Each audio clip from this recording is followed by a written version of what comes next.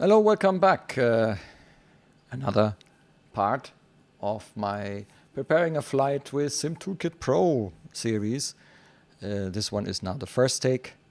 Nothing went wrong in the previous ones. I'm checking that my voice is actually on the video. So let's go ahead. What we looked at until now was how do I kind of get charts and general information with SimToolkitPro. How do I get weather information, and what can I do actually regarding weather, including creating weather with SimToolkitPro, or ingesting to be more precise. And then we looked at how do I actually get a flight plan created, and yeah, so showed you all of that. I'm going to do a very quick overview, how to get the flight plan, okay? And then we are going to look into how do I get all this into my aircraft. And for that purpose, I used the Zibo, but this will work for any of the, probably larger add-ons, although you can also plan flights with for GA aircraft with SimToolkitPro. But I guess most of us are going to use it in conjunction with one of the airliners and doing the kind of airline flying style. This is the Zibo. It's in the ground kind of mode, waiting for me to kind of set it up for a potential flight. And I got SimToolkitPro here as an overlay that I can switch on and off. Because it is such a big thing from real estate here on the screen, it takes away a lot of space. I can't really make it much smaller, so I decided to have it on my smallest screen in full screen mode, and that I bring in as an OBS overlay. I just loaded the latest SimBrief OFP because every time you stop SimToolkitPro, it will usually forget that you have a flight. So I loaded latest SimBrief operational flight plan, and then don't forget to press this Fly Now button. That's what I referred to in my previous part. Because when you use the Fly Now button, it will actually sort of start up the flight also for itself. And I'm not sure what that up here is. Interesting. Anyway, we're getting the summary now. So we see that we fly from Munich. We have the load. And here's the first thing that we can use for setting up the Zibo. So I'm going to go here to the menu and go to the fuel balance. Now let's quickly check. So the first thing we want to set is the overall payload, and the payload is 19.2 tons. Okay, so let me put this away. I still have a very old Zibo. Don't be surprised. I'm not updating the Zibo every 5 minutes. So I'm going to put in 19.2 tons of payload, which corresponds to that value here. And I'm also going to put in the 6.5 tons of block fuel. Usually I add something on top of that, but or kind of round up to the next like 7 tons. But today I'm going to do it the way SimBrief suggests. So I click here. So it's 6.501. Can I do that? I suppose, yeah. Which should give us a takeoff weight of 67.1. And if we, let me bring this back for you. So if we check the ramp weight, I think that's what we are looking for here as a value. The ramp weight is 67479. All right. Okay. So this is the SimBrief briefing. All the information. In the scratch pad, it has actually stored this for the flight. I put in some top cut calculations. We're not going to use these today, so I'm going to use what the Zibo gives us out of the box. Right. So we've got the payload done. Next is how do we get the flight loaded? There are two possibilities. Possibility number one is I go here into the flight section. I say export. I say export for FMS plan file. I click this button and the Zibo takes the X-Plane 11 FMS files. So these are extended FMS files. I can click here. It remembers my last selection, and then I can say save me this as EDDM to EDDM EDDT FMS. All right.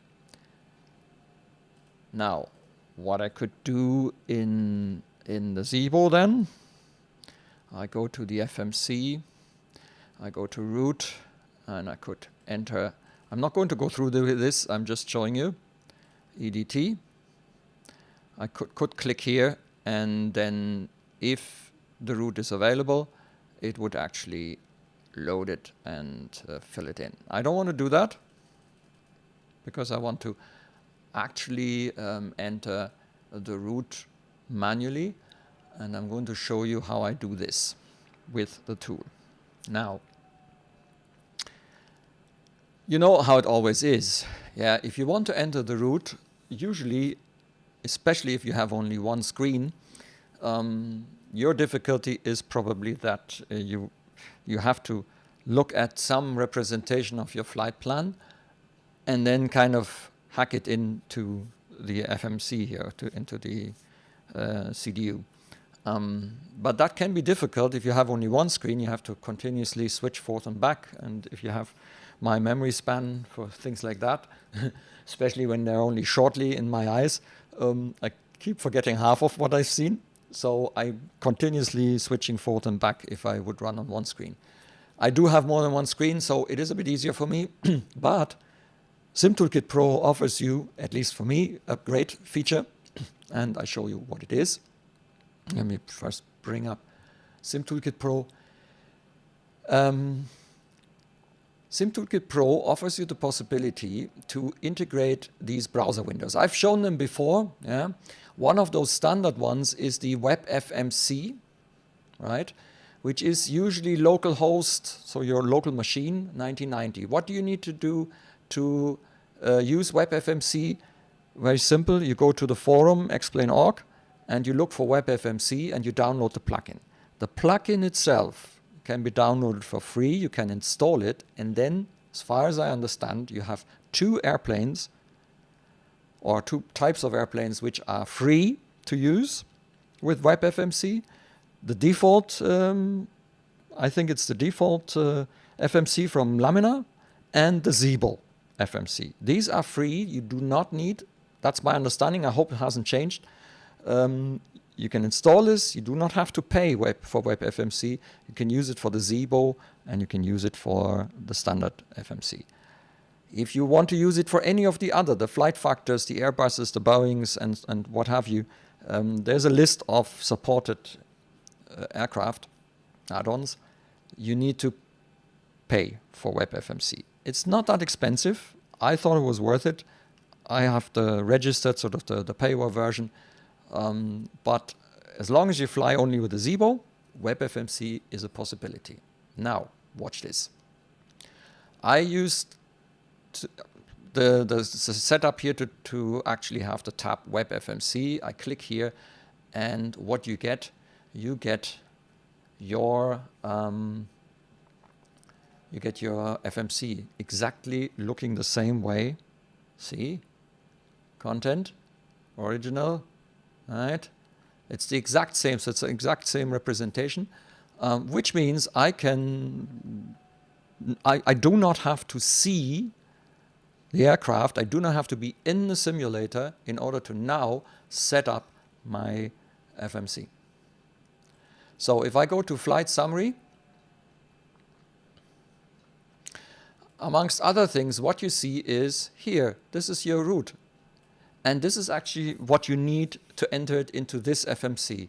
It's the departure procedure, the waypoints, the airways, and the arrival procedure, and potentially also the runways at various airports. So everything you need is there, and it's represented, as you can see, from a layout point of view, that you easily can see your flight plan. You can actually work yourself through this flight plan, and you can enter it here into the web FMC, because these are on top of each other. They do not, you do not have to switch anything. I think this is a perfect way of doing this, and I discovered this when I was playing around with it and was thinking, how can I use this SimToolkitPro thingy so that it actually makes a difference? Because it's no point doing the same thing that I do with all my other tools. Yeah, the idea is, what can SimToolkitPro do better for me? And this is one of them. This tab concept is a fantastic idea. Really kudos to the developer. And yeah, WebFMC is also actually quite a great tool. And in combination, it's perfect. You will see in a moment. So we are flying from Echo Delta Delta Mike to Echo Delta Delta Tango, Berlin Tegel, the airport that supposedly will be closed in October this year, because the new fancy, hopelessly late new Berlin Brandenburg airport will come. Seeing is believing. I really wonder if they go live with this airport after 9 years of being late. Well, yeah, we've seen pigs fly, so we shall see.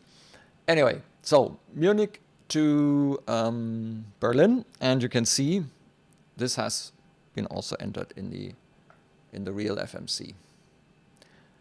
Okay, so next thing, what you can do is, if you have everything already at hand, you can actually go. You can select the runway, which is the 26 right, and you can select the departure procedure, which is the input to November. Okay, so we go back to route, and then we can see this here. Next, from input, we go on the Yankee 102.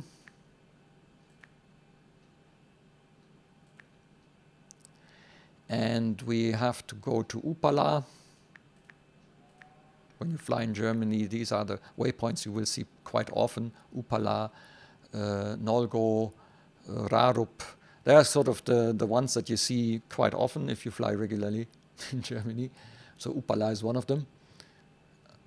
Then we fly on the Mike 726 airway to Lasga.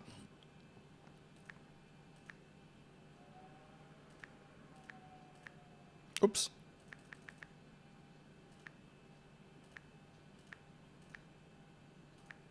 Lasga. And then from there on the Tango 202, the Tango for 2, 202, to Milgu.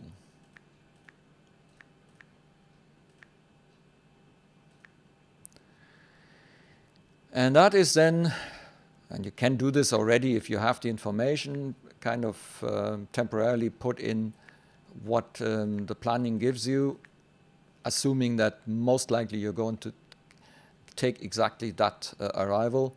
We're going to take the Milgu 1 Romeo arrival for the ILS runway 26 right. What I don't know is if we should take any transition. Yep, let's see if there's an indication that we should take a specific. We're coming via Klaasdorf, KLF, so we're taking the class, I think it's Klaasdorf, is it? Or KLF transition. And yeah, let's check this out then. There you go, there's your route. All right, let's activate, execute, and then go through the legs and check if we have any discontinuities or funny, strange things. Nope, looks pretty okay to me. And there you go. It's an easy way to manually enter your route. Or what you also can do is, if you take this, you see it's perfectly positioned here. That's because I have a large window. If I would reduce the size of the window, that would not be the case. But because I use the full small screen, it's a smaller screen than my simulation screen. This is actually perfect because I can actually see here the resolved flight plan, and what I can do is I can compare this one by one, yeah, and that's what pilots actually do. They check again that all the waypoints that are in the briefing here, okay, that they can be found one by one exactly in the same way.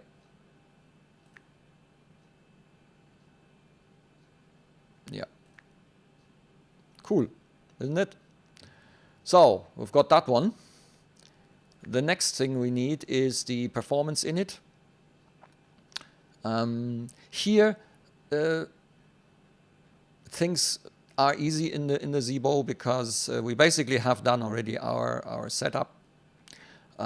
So what you can do is you just click here and you let the Zibo put in the values for you. So our gross weight is 67.1 tons. The flight plan fuel is 6.5 tons. The actual fuel is 6.5. Planned, it hasn't calculated yet. Zero fuel weight is 60.6, and the reserves will say 2 tons. Cost index is 35, I think. And the cruise altitude, that we can either take from here somewhere, or you go to load and then you check what it says here, and I basically take the higher of the values. Normally this indicates the top of climb at flight level 300, and Lasga indicates that we have our top of descent somewhere between some waypoint before Lasga and Lasga, because at Lasga we need to be at 290. So you get an idea of in and around when, at least that's my interpretation of this, when roughly on your flight plan you're going to be for the descent. You're going to start for the descent. So flight level 300, I can enter this here, okay, and execute. Now, what we don't have here, I think, is, or let me just check. Yeah, that's the meta, the TAF. Yeah, okay. So what they don't give you here is the average winds, but that's no problem really. For that though, I need to close the WebFMC, because we have an average wind here in your SimBrief operational flight plan, and it says 253 heading 37. So you can actually enter the cruise wind at 253/37 knots. Okay, the ISA deviation is M003. I've never actually entered this, so let's see. It's in degrees Celsius. So how do you enter this? I've never done this before. Invalid entry. Minus 03. Looky. Yeah. I actually never bother filling them out, but hey, we might as well today. So it's, did I get that right? Yeah, so the average ISA is -3. The average wind component is +13. The average fuel flow it expects is 2,571 kilograms per hour. And the fuel bias on this flight is 0, because we haven't changed it. We haven't modified the profile for the Zibo. Should it turn out that in most of your flights you're using more fuel on your trip than like considerably more fuel than is indicated here, because there's always, variation. The weather isn't exactly what SimBrief is calculating. So you have to be a bit aware of what the conditions are and how close they are to what they have calculated. But if it's considerably different, then you might want to test out to give a fuel bias and change, plus or minus, change the bias for the fuel calculation. So if you consistently have too much fuel flow, so you need more fuel consistently, no matter what, then get roughly the percentage and then try and enter that here as a fuel bias and see if that gets you closer to your real fuel flow. This way you can actually optimize the SimBrief aircraft, because you can do your own variations of the standard aircraft and save that in SimBrief, and you can use it in SimToolkitPro. Right, so that's that page, right? N1 limit. Now, here things get interesting, because how do we calculate, or how would we calculate our V-speeds and our takeoff and so on, so the N1 limit. For that, there is a freeware tool I have also introduced in a Tools of Trade. I'm calling it up, and then it should automatically come as a OBS. There it is. It's the APIsoft Airplane Toolbox. You can get that on the forum, explain.org. And it's already pre-wired with the Zibo. You could actually load your flight plan and all that. I'm not going to do that. I'm going directly to the takeoff performance, because that's what I'm interested in. I'm entering my ICAO code.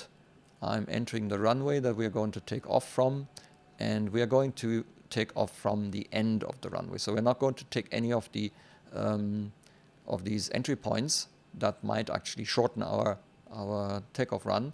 But if ATC asks you to not go to the top of the runway, but to enter it a bit earlier, which means that you have less runway available, usually.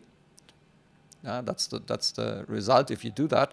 Then you can select an entry point, and it will calculate the TORA for you. The runway available, basically. So let me show that. So if you go to A5, you only have 1,710 meters available. If you go to A12, you have 2,780 meters available. And if you go to all, which is basically the end, then you have all of the runway, which is 4,000 meters. So then choose your weather source. If you're running online and you want VATSIM weather, choose VATSIM. If you just generally download real-time weather, press NOAA. What it does is it kind of puts in the current weather, which is also nice information. So for example, we have QNH 1011. So I'm quickly going to set the barometric pressure to 1011, yeah. And we have dry. Yeah, weather looks very good here at the moment. The clouds are gone. We're actually looking at some nice weather. I'm not sure if there's more to come from this rain and storms and stuff. Then the takeoff weight. All right, for that you can go back into SimToolkitPro. Go back to the load section and look at the ramp weight, which is basically the takeoff weight with which we are going to head off. You can copy that into that tool. All right, 67479. Oops, 67479.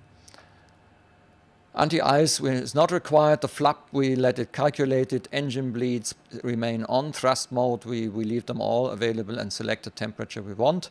So let's click on that little calculator thingy, and it will give you TOGA, which is full blast with 26K takeoff, and then it gives you the flaps. So with these engine settings and flap 1, we would use for 78 tons for 78.1 tons, flap 5. For flaps 10, 7, 4. What is this? I'm a bit confused at the moment. 78273 kilograms. I'm a bit confused about these flap settings. I would have expected the lighter the aircraft, the lower the flaps can be. So I must misinterpret what this weight thingy means. The maximum takeoff weight is... Oh no, this is the...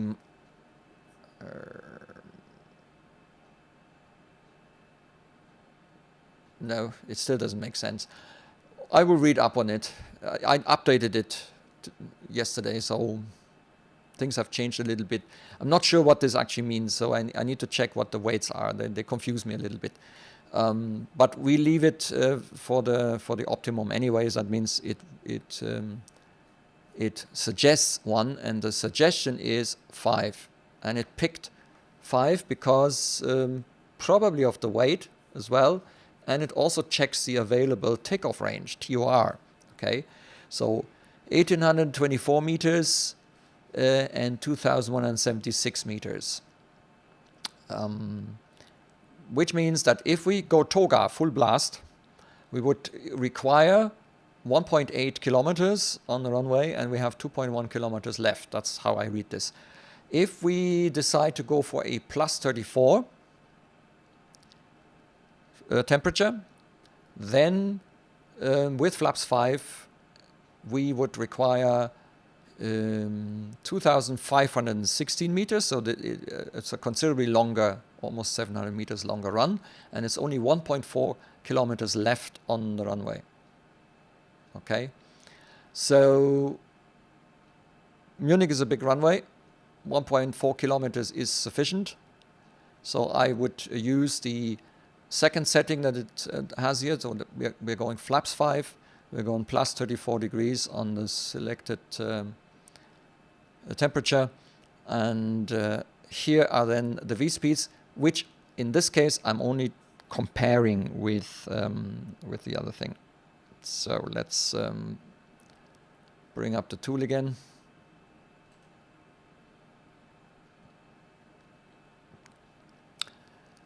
So SimToolkitPro, there we go. So the first time I click, I get the current ambient temperature.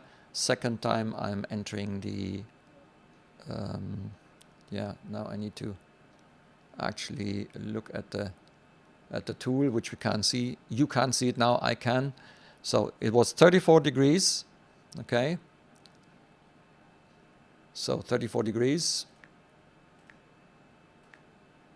which means 96.7 on the N1. And then we go for the takeoff. It suggests a flap 5 takeoff. The center of gravity is already calculated by the Zibo, so it's 24.1 with a trim of 4.89. We need to then put this in. And now what we can do is we can compare. Again, you can't see this. Let me... no, you can't see this. So the V1 is 138, 140, 148. It suggests with this setting that I put in, oh, that is, hang on, I haven't done it properly yet. I overlooked something on the performance and one limit, right? Because it suggested, let me quickly show you this, it suggested actually a 22K TO2. So I need to select this as well, and then the N1 goes down considerably. So go to the takeoff, and when we now compare the three, it's 141. Well, it's still a bit lower than what the tool calculates. 142 and a V2 of 147. So V2 is actually exactly the same. The other ones are a little bit lower for the Zibo, but to be honest, you could even enter the 144 because having a higher speed is not a problem. It would be a problem if it's much lower than that, because that could mean that the aircraft isn't fast enough. And because we have enough runway left, it shouldn't be a problem. So you see here, it calculates actually the same kind of range. And the Zibo has calculated that we have 1,308 meters. No, that's feet, is it? Oh, yeah, that we use 3,000. No, that's the runway available. 3,988, which is rounded to 4,000 meters in the tool. Okay. Yeah. I usually take what the Zibo has, okay, but other tools might not calculate this for you. There are aircraft out there that would not calculate the V speeds for you, and if you have them in the AP Soft Airplane toolbox, then you can calculate some V speeds, which makes somewhat sense, and put them in.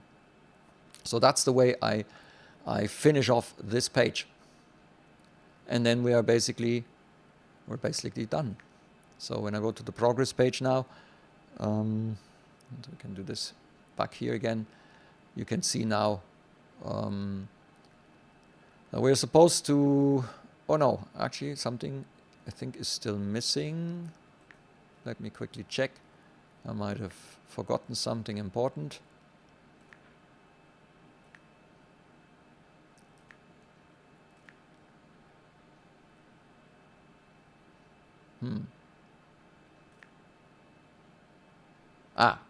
It just took time to calculate it. So now the times are there. It still doesn't calculate the fuel. It has the top of climb, and it estimates fuel quantity at the moment is 6.5. So probably a little bit later, if we actually fly the aircraft, it will calculate the remaining fuel. It just hasn't done that at the moment. Okay, and that's the legs page. Let's check. Yep, flight level 300. That's a bit weird. It hasn't calculated in between altitudes. Okay, fair enough. Milgu.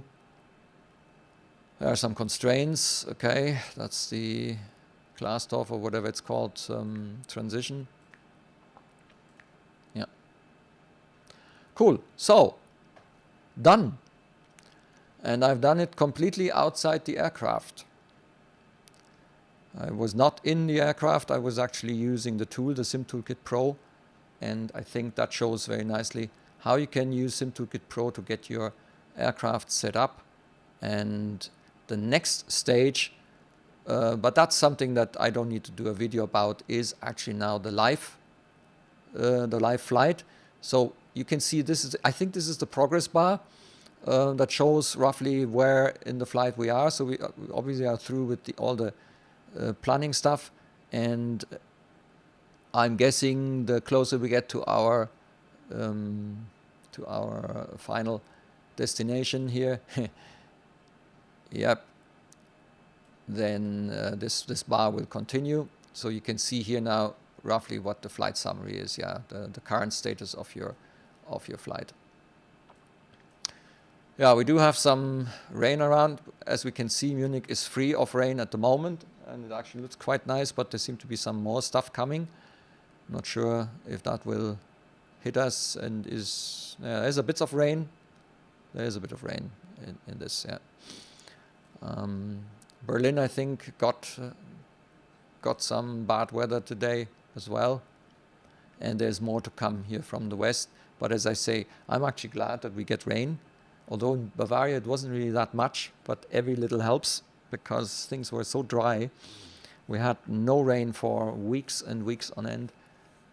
So it was really time that we get, at least in some areas, get some rain.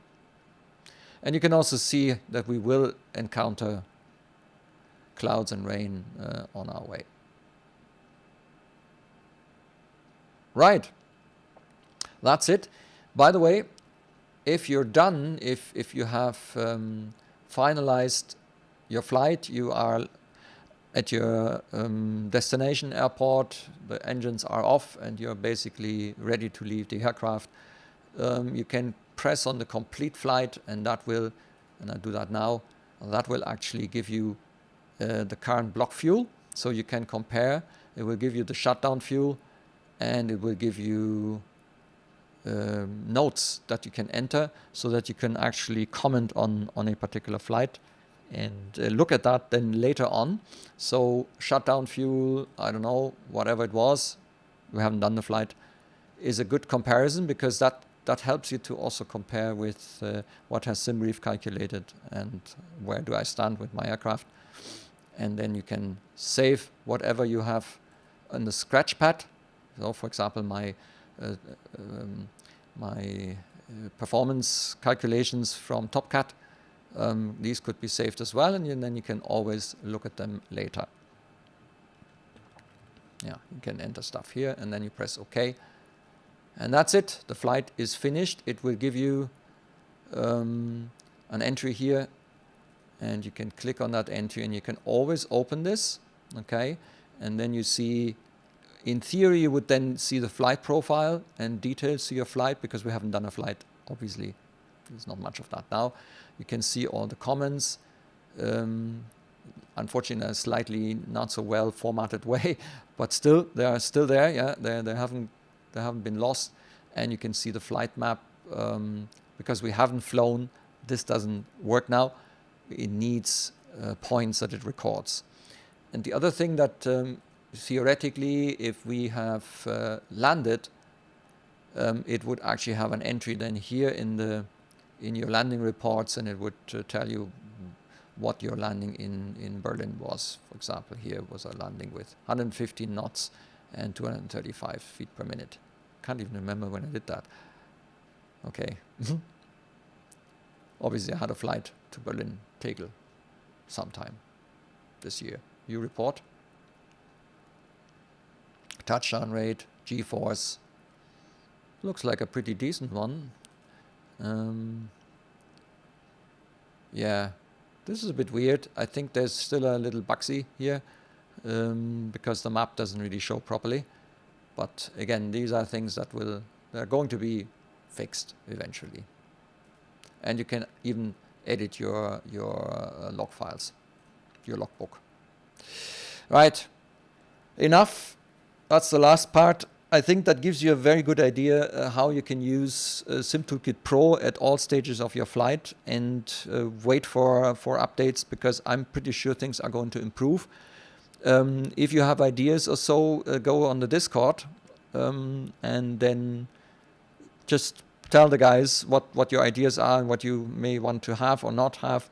And I'm pretty sure they're going to take it into consideration and see. You never know, you might actually see your ideas shown up. I haven't had the time yet, but I have collected a couple of things that I look at the moment, and then eventually I will kind of wrap this up and then give the information to the team so that they know. But then again, it changes so quickly. It could well be that they have already covered it. So that's why I'm always waiting a bit before I start giving things like that, in case that has already been covered. I don't want them to waste time on reiterating on the same kind of issues that other people have already told them.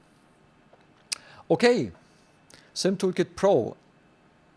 So far, one of the best tools I have seen, and really promising. It's going to be, for me, this is going to be the one-stop shop for making my flights in future. And because SimToolkitPro exists, I have seriously considered if I should not get the AIVLASoft EFB version 2, because it has X-Plane functionality or connectivity now. But to be honest, nothing in the AIVLASoft is there that I really couldn't do in some shape or form with this tool.